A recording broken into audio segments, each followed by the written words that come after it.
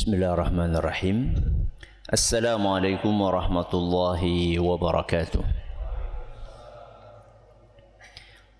Alhamdulillahi rabbil alamin. Wabihi nasta'inu ala umuri dunya waddin. Wa sallallahu ala nabiyyina wa sayyidina Muhammadin wa ala alihi wa sahbihi ajma'in. Amma ba'd. Kita panjatkan puja dan puji syukur kehadirat Allah Subhanahu wa taala. Pada kesempatan malam yang berbahagia kali ini, tanggal 9 Jumadal Ula 1445 Hijriah, atau yang bertepatan dengan tanggal 22 November 2023, kita kembali diberi kekuatan, kesehatan, hidayah serta taufik dari Allah Jalla wa'ala, sehingga kita bisa kembali menghadiri pengajian rutin tafsir Al-Quran di Masjid Agung Darussalam Purbalingga. Kita berharap semoga Allah Subhanahu wa ta'ala berkenan untuk melimpahkan kepada kita semuanya ilmu yang bermanfaat, sehingga bisa kita amalkan sebagai bekal untuk menghadap kepada Allah Jalla wa'ala. Allahumma amin. Salawat dan salam semoga senantiasa tercurahkan kepada junjungan kita Nabi Agung Muhammad sallallahu alaihi wasallam, kepada keluarganya, sahabatnya dan umatnya yang setia mengikuti tuntunannya hingga akhir nanti. Seperti biasanya, sebelum kita mengawali pengajian malam hari ini, kita akan membaca sebagian dari ayat-ayat surat yang mulia, surat Al-Mutaffifin. Semoga Allah Subhanahu wa taala memberkahi majelis kita. أعوذ بالله من الشيطان الرجيم.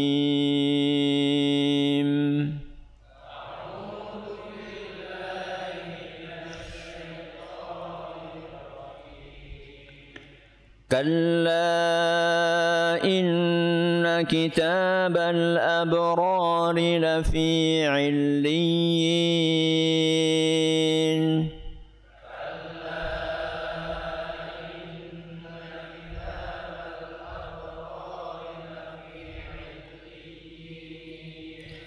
وما أدراك ما عليون.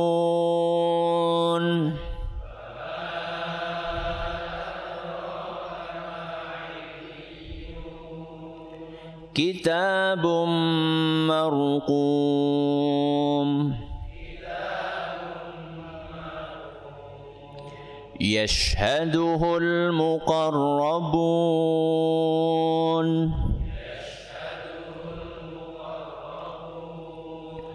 إن الأبرار لفي نعيم.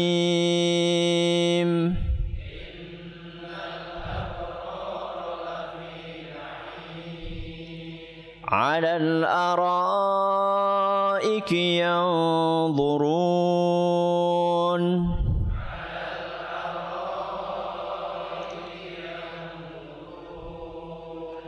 تعرف في وجوههم نضرة النعيم.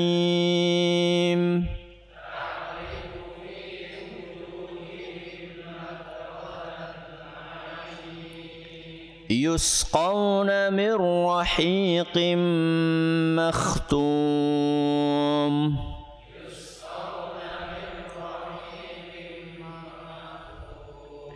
ختامه مسك. وفي ذلك فليتنافس المتنافسون.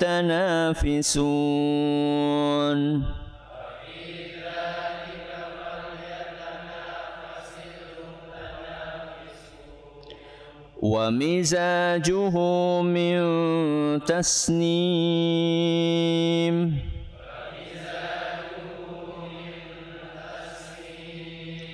عينا يشرب بها المقربون.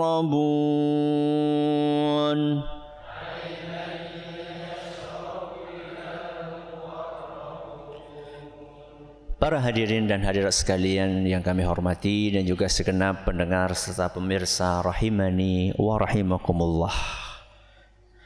Kita masih bersama dengan ayat-ayat yang menjelaskan tentang detilnya kenikmatan yang Allah sediakan bagi ahli surga.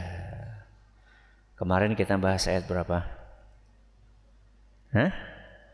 24. Apa bunyinya? Ta'rifu fi wujuhihim nadratan na'im. Engkau bisa mengenali ahli surga dengan wajahnya yang berseri-seri, bersinar karena saking senangnya mereka.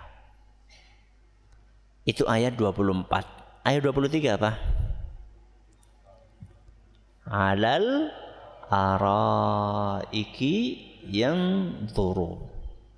Mereka duduk di atas dipan-dipan yang begitu indah sambil memandang kenikmatan-kenikmatan yang ada di dalam surga.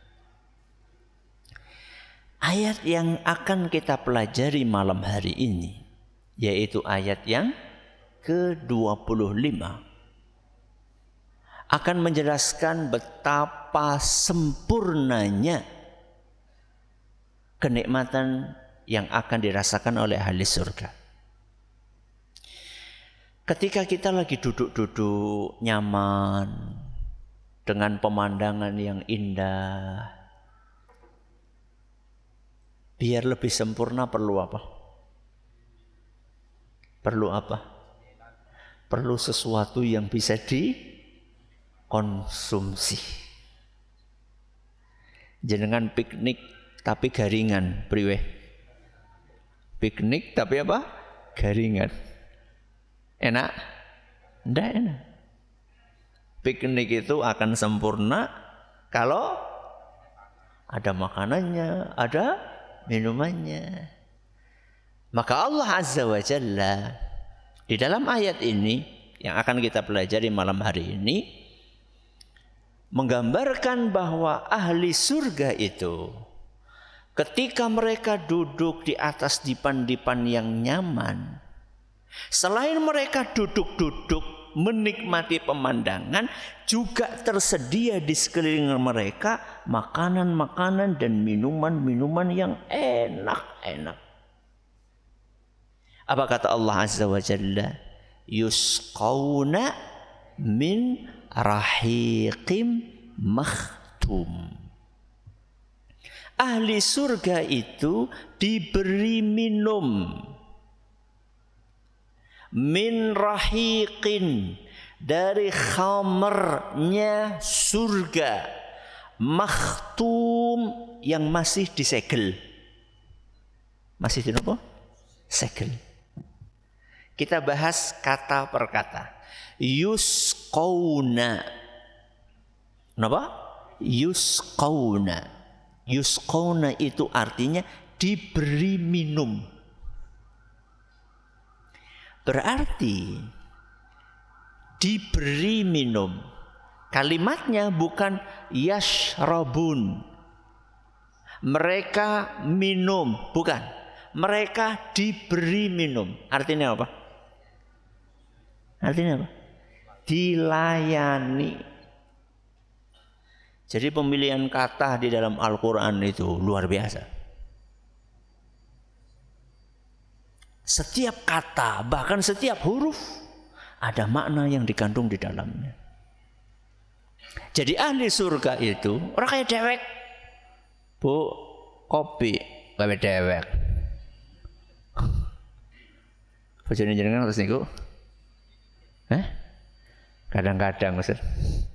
Kadang-kadang Mas sering. Sering. Enggak. Kalau ahli surga itu dilayani. Makanya di dalam ayat-ayat yang lain Allah Subhanahu wa taala menggambarkan bagaimana pelayanan yang diberikan kepada ahli surga.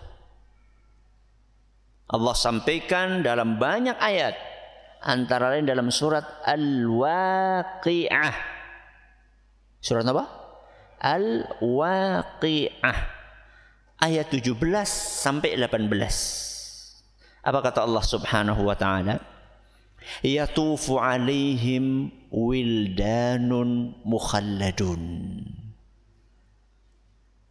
Ahli-ahli surga itu akan selalu dikelilingi oleh para pelayan-pelayan yang masih muda-muda dan akan tetap muda. Apa yang mereka lakukan? Bi aqwabin wa abariqa wa ka'sin min ma'in. Tugasnya para pelayan-pelayan tersebut adalah membawakan gelas, membawakan ceret, membawakan cawan yang isinya adalah minuman-minuman yang diambil dari mata air yang ada dalam surga. Jadi rasa apa? Rasa datakan golek toples gulanti. Ya. Sudah ada yang melayani. Kapanpun kita inginkan, pelayan itu akan datang. Surat apa mau? Al-Waqi'ah ayat 17 sampai 18. Di dalam ayat yang lain Allah Azza wa Jalla sampaikan, wa yatufu alaihim wildanun mukhalladun. Pelayan-pelayan yang muda-muda dan akan tetap kekal muda itu, yatufu alaihim, akan keliling terus. Orang anak keselek. Dan jenengan nggak perlu kasih tips. Yeah. Keliling terus. Apa kata Allah Azza wa Jalla? Idza ra'aitahum hasibtahum lu'lu'an mansura. Apabila engkau lihat pelayan-pelayan itu, maka pelayan-pelayan itu seperti mutiara yang bertebaran di mana-mana. Saking apanya? Saking gantengnya. Jadi orang sing cemberut, orang sing cembetut, tak ada. Mansura, tersebar kemana-mana, ada di mana-mana. Itu Allah sampaikan dalam surat Al-Insan ayat 19. Jadi enggak ada pelayan sing des, tek, enggak ada. Ya. Itu pelayannya ahli surga. Sebagian ulama mengambil kesimpulan, jadi ahli surga itu tila ya nih. Kenapa ahli surga dilayani? Karena mereka adalah manusia-manusia yang istimewa. Berarti melayani manusia-manusia yang istimewa, amal soleh atau bukan? Amal soleh. Kenapa? Melayani. Sinten? Manusia-manusia istimewa itu amal soleh. Dicontohkan sama pelayan-pelayan ahli surga.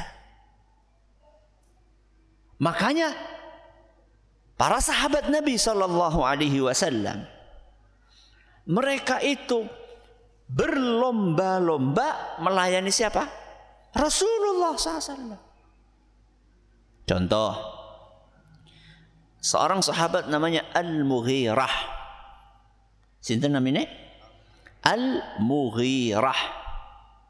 Nama lengkapnya Al-Mughirah bin Syu'bah. Sinten? Al-Mughirah bin Syu'bah radhiyallahu anhu. Beliau bercerita, kuntu ma'an Nabi sallallahu alaihi wasallam fi safarin. Pada suatu hari aku bepergian bersama Rasulullah SAW. Seneng ya ngancani sinten? Rasulullah sallallahu alaihi wasallam. Apa kata beliau? Fa ahwaitu li anzi'a khuffaih. Begitu Rasulullah SAW singgah di sebuah tempat akan menunaikan sholat, maka kata Al-Mughirah, aku pun bergegas ingin membantu Rasul SAW melepaskan khufnya. Khuf siapa? Sepatu. Sepatu apa kaos kaki? Hah? Kaos kaki. Kaos kaki apa sepatu? Kaos kaki sing kaya sepatu. Sing beri. Kaos kaki yang terbuat dari kulit, kira-kira seperti itulah ya. Jadi begitu Nabi SAW singgah, kan mau sholat. Sholat berarti apa? Sebelum sholat apa? Wudu. Kalau mau wudu berarti kan dicopot. Alas kakinya dicopot. Maka begitu mampir seperti itu langsung Al-Mughirah bin Syu'bah, gak pakai lama,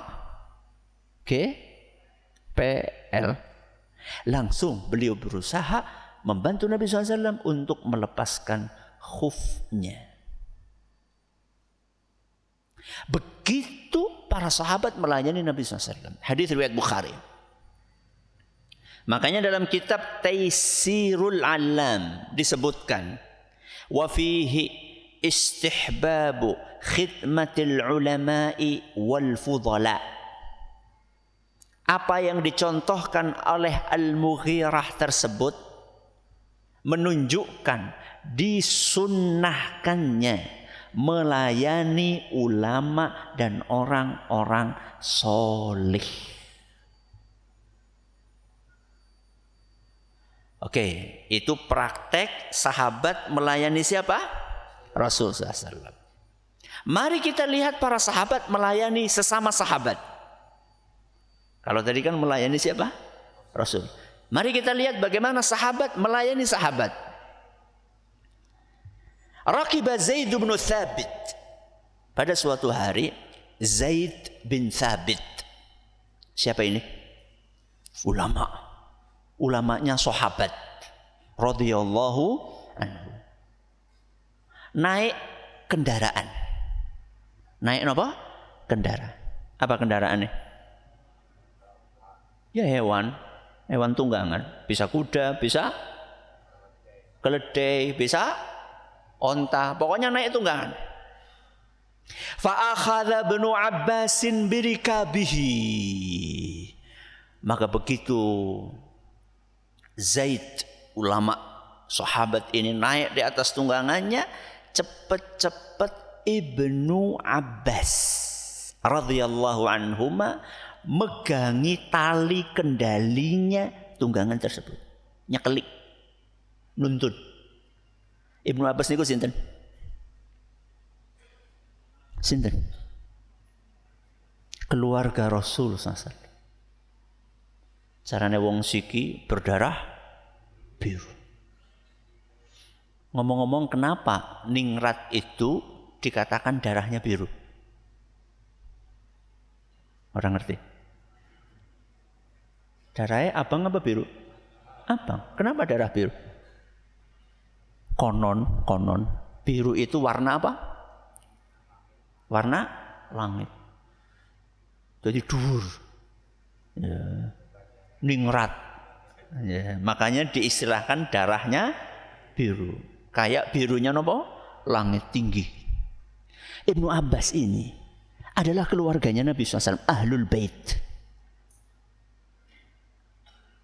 Tapi begitu ngelihat ada ulama yang naik kendaraan, langsung Ibnu Abbas bergegas untuk megangi tali kendalinya, nuntun tunggangannya siapa? Zaid bin Thabit. Faqala, maka kemudian Zaid pun berkata, la taf'al ya ibna ammi Rasulillah SAW wahai anak paman Rasul SAW, jangan kamu lakukan itu. Zaid pengen menghargai siapa? Ibnu Abbas. Loh, keluarga Nabi SAW masa nuntun apa? Ontah sih kepriwe. Maka kata Zaid, wahai anak paman Nabi SAW, jangan kamu lakukan seperti itu. Lihat apa jawaban Ibnu Abbas. Hakadha umirna an naf'ala bi'ulama'ina. Sikap seperti inilah kami diperintahkan oleh Allah dan Rasulnya untuk menyikapi ulama. Kenapa Ibnu Abbas melakukan seperti itu? Karena Zaid bin Thabit adalah ulama.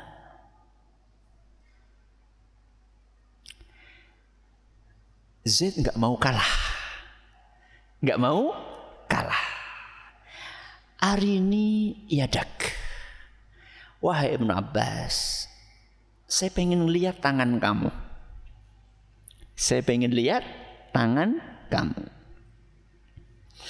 Fa akhraja yadahu, maka Ibnu Abbas pun keluarkan tangannya. Fa qabbalaha Zaid. Maka begitu Ibnu Abbas mengeluarkan tangannya, Zaid ambil tangannya langsung dicium tangannya. Sama siapa? Sama Zaid. Wa qala, kemudian Zaid berkata, hakadha umirna an naf'ala bi ahli baiti nabiyyina Muhammadin SAW. Beginilah kami diajari oleh Allah dan Rasulnya sallallahu alaihi wasallam untuk bersikap kepada keluarga Rasulullah sallallahu alaihi wasallam. Begitu para sahabat mengajari kita, memberikan pelayanan kepada orang-orang mulia. Dan itu bagian dari ajaran Islam. Makanya apa kata Nabi SAW dalam hadis yang lain yang diriwayatkan oleh Imam Abu Dawud, dan hadis ini dinyatakan hasan oleh Imam An-Nawawi dan juga ulama-ulama yang lainnya. Inna min ijlalillah, di antara tanda seseorang memuliakan Allah, salah satu tanda seseorang memuliakan apa? Allah. Ikramu lisyaibatil muslim. Satu tandanya, menghormati, memuliakan orang muslim yang sudah sepuh. Ngajeni sing wis sepuh. Apalagi kalau itu adalah bapaknya sendiri, ibunya sendiri. Itu tanda seseorang menghormati, memuliakan, mengagungkan Allah. Satu, memuliakan siapa? Muslim yang sudah sepuh. Yang kedua, wa hamilil Qur'ani ghairil ghali fihi wal jafi anhu. Tanda seseorang memuliakan Allah yang kedua, ketika seseorang menghargai ahli Quran yang mengamalkan ilmunya, alias ulama. Sudah berapa ini? 2. Yang ketiga, kata Nabi SAW, wa ikramu dhis sultanil muqsit, dan memuliakan pejabat yang adil. Sing apa? Adil. Itu sing rajin-rajin bagi-bagi duit pasar pilihan, itu pejabat yang adil. Maka contohlah para pelayan ahli surga di dalam memuliakan ahli surga. Dah, yusqauna. Ini satu kata. Kita pindah. Min rahiqin. Napa? Min rahiqin. Ahli surga itu dikasih minum. Apa minumannya? Minumannya rahiq. Apa artinya rahiq? Rahiq itu artinya adalah khamr surga. Napa? Khamr surga. Berarti kalau ada embel-embel surga berarti sama atau beda dengan khamr dunia? Sama atau beda? Ya beda. Kata Ibnu Abbas radhiyallahu anhuma, "Laisa fid dunya minal jannati syai'un illal asma." Sesuatu yang ada di surga yang namanya sama dengan sesuatu yang ada di dunia, persamaannya cuma nama netok. Anggur di surga ada? Ada. Di dunia ada. Apa kayak nang dunia? Enggak. Cuma sama apanya? Namanya saja. Sungai di surga ada? Ada. Di dunia? Ada. Sama atau beda? Beda. Nang dunia putek. Ake popoke. Apa maning? Ya. Kasur ya anak. Nauzubillah min. Jadi sesuatu yang ada di surga kalau namanya sama dengan sesuatu yang ada di dunia, itu persamaannya cuma apanya? Namanya. Jadi kalau kita dengar khamr apa nama? Surga. Itu berarti cuma sama namanya saja. Maka ciri-cirinya itu pasti berbeda. Contoh, khamr di dunia itu ada efek negatifnya enggak? Apa? Mabok. Terus mumet. Terus apa? Orang pada ngerti? Alhamdulillah. Muntah. Napa? Muntah. Apa maning? Bikin marah-marah. Terus hilang akal, bikin badan pada sakit. Ya. Ngomongnya jadi orang genah. Apa maning dejar? Ya. Pokoknya khamr dunia itu banyak efek negatifnya. Bahkan kadang-kadang cara buatnya saja, bisa enak. Ya. Kadang-kadang khamr yang dibikin dari anggur dulu, ya, anggurnya diapakan? Ditek-itek. Nganggo apa? Yo ngitek-ngitek masa nganggo? Ya nganggo sikil. Berarti kan plus ya. Plus apa gue? Yes, kayak ngapa lah sikil, jenis sikil yo. Ana macam-macam mempok. Ya. Proses pembuatannya sudah enggak asyik. Baunya enggak asyik. Rasanya kata orang yang pernah minum pahit. Ya. Setelah itu bikin pusing. Seluruh kekurangan itu enggak ada di dalam khamr surga. Apa kata Allah Azza wa Jalla ketika menceritakan tentang khamr surga? La yusadda'una anha wa la yunzifun. Surat Al-Waqi'ah ayat 19. La yusadda'una anha wa la yunzifun.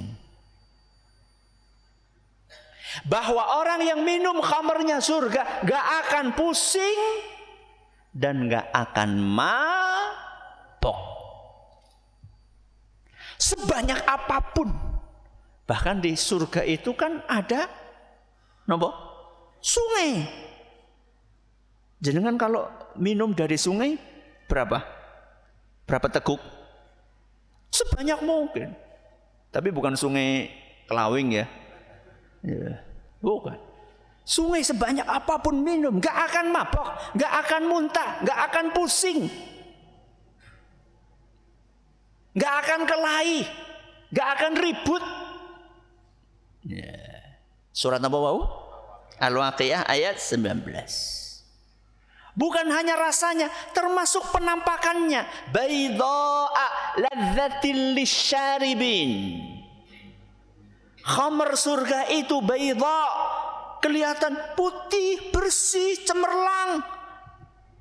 Ladzah, enak banget buat orang-orang yang meminumnya. Itu Allah sampaikan dalam surat As-Saffat ayat 46.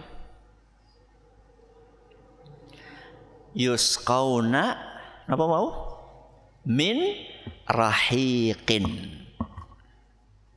Terus selanjutnya apa? Makhtum. Apa tadi makhtum? Masih disegel. Maksudnya apa Ustaz? Minuman itu akan terjaga keotentikannya, keorisilannya kalau nopo disegel. Dan nanti kita akan jelaskan segelnya itu enggak sembarangan. Segelnya itu adalah dari misk. Dari nopo? Misk. Apa misk? Dari kesturi yang harumnya luar biasa. Dan sebagian ulama tafsir mengatakan makhtum. Apa? Makhtum. Apa tadi artinya? Disegel. Untuk menjaga keasliannya. Untuk menjaga citra rasanya. Dan kata para ulama juga menunjukkan bahwa masing-masing ahli surga punya wadahnya sendiri-sendiri. Karena masing-masing akan mendapatkan wadah itu dan ditutup khusus untuk dia saja. Mudah-mudahan kita termasuk ahli surga. Jadi khamr itu, wadah tersebut, botol tersebut, gak ada yang berhak membukanya kecuali si fulan tersebut yang ditakdirkan oleh Allah masuk surga. Makhtum, hanya dia yang boleh membukanya. Tapi ada tapinya. Ada manusia-manusia yang akan kehilangan kesempatan untuk menikmati khamr surga tersebut. Siapakah dia? Orang yang ora tahan neng dunyane, pengen nyicipi khamr dunia. Siapapun yang ketika di dunianya dia mabok-mabokan, gak tahan nunggu khamrnya surga, lalu di dunia dia minum khamr, dia mabok di surga, mabok di dunia, maka dia kehilangan kesempatan untuk bisa menikmati khamrnya surga. Kecuali nopo? Nek tobat. Ya wis ora apa-apa engko tobat set. Ngombe dhisik engko tobat. Pripun? Hah? Papa para papa? Papa, kenapa papa? Loh, siapa jaminan masih punya kesempatan untuk tobat? Mungkin enggak mabok mati. Orang lagi ndongakaken. Mungkin, sangat mungkin. Loh, betapa banyak orang yang OD. Napa OD? Overdosis. Apa kata Rasul sallallahu alaihi wasallam? Sebelum kata Rasul sallallahu alaihi wasallam, firman Allah Subhanahu wa taala dalam surat Al-Ahqaf ayat 20. Surat apa? Al-Ahqaf ayat 20. Adhabtum tayyibatikum fi hayatikumud dunya wastamta'tum biha. Allah Azza wa Jalla berfirman kepada orang-orang yang menghabiskan kenikmatan-kenikmatan yang haram ketika di dunia dan bersenang-senang dengan kenikmatan haram tersebut. Fal yawma tujzauna 'adzabal hun. Hari ini di hari kiamat tinggal balasan yang menghinakan kalian yang akan kalian dapatkan. Jadi sudah kadung napa? Gak sabaran menghabiskan seluruh kenikmatan yang ada di dunia, gak peduli halal haram. Maka hari ini di akhirat tinggal kalian merasakan azab yang membuat kalian terhina. Surat apa mau? Al-Ahqaf ayat 20. Pengen bidadari? Pengen bidadari? Pengen apa sih? Pengen. Maka jaga kehormatan ketika di dunia. Dengan hanya menyalurkan syahwat di jalan yang halal saja, supaya kita bisa menikmati bidadari di surga.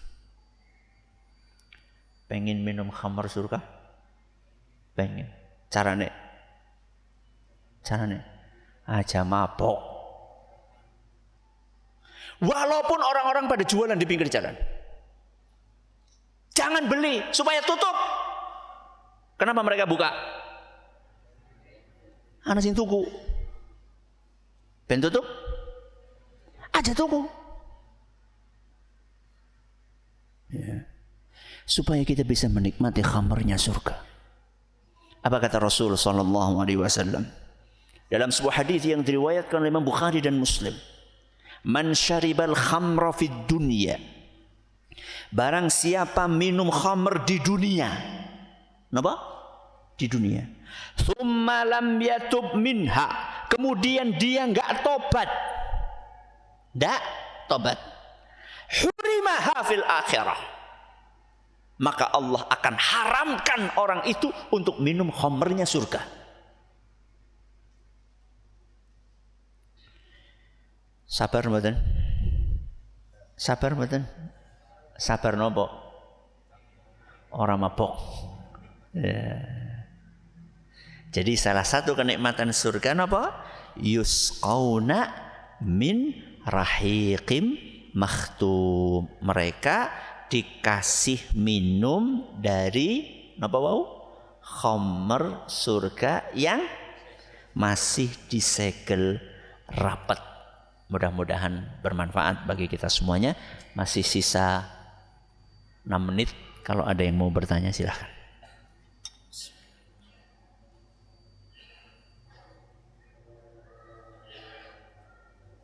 Mana? Ya, silahkan.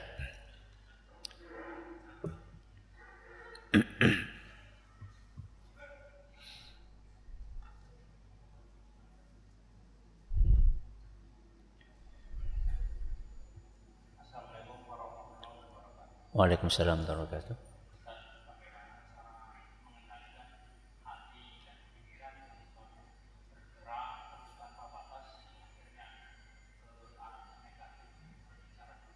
Ya, terima kasih atas pertanyaannya. Bagaimana supaya pikiran, supaya hati nggak mikirin yang enggak, nggak mikirin yang enggak. Caranya jaga mata. Jaga apa? Mata. Karena pikiran itu biasanya muncul dari apa? Mata. Orang yang mikir enggak biasanya karena ngelihat yang enggak. Maka pesannya Allah Azza wa Jalla adalah Qul lil mu'minina yaghuddu min absurihim. Katakanlah kepada kaum mukminin agar mereka menundukkan pandangan matanya. Ustaz, jangan nabrak. Menundukkan pandangan mata itu enggak sama dengan merem. Enggak sama. Menundukkan pandangan mata itu ya enggak usah ngelihat yang enggak perlu. Enggak usah ngelihat yang enggak perlu. Yang enggak perlu apa? Ginilah, jenengan kalau lagi berhenti di lampu merah, matanya kemana? Lampu temenon. Lampunya di mana? Depan. Kenapa belok, Kak? Kenapa lihat kanan? Kenapa lihat kiri?